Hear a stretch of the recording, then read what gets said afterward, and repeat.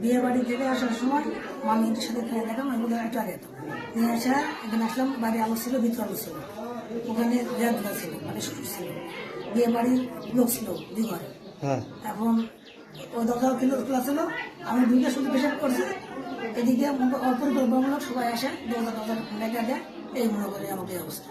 তুমি কি কাজে আসছিলে এখানে এত রাতে? আমি আগে দিতে এসেছিলাম। মানে মামকে আগে দিতে আসছিলে? আগে দিতে এসে বাড়ির ভিতরে ঢুকছো?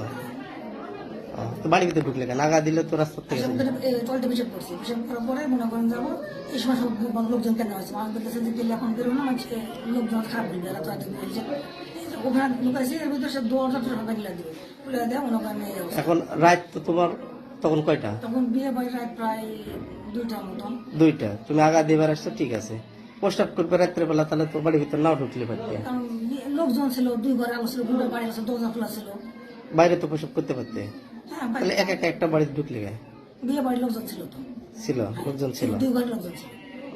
তোমার নাম ঠিকানা বলো পুরো। আমার নাম হচ্ছে রামনাথ চিন্তা। আব্বার নাম? আব্দুর রহিম। আব্দুর রহিম। বয়স? বয়স 25-26। 25-26। কি করো তুমি? কৃষিকাজ।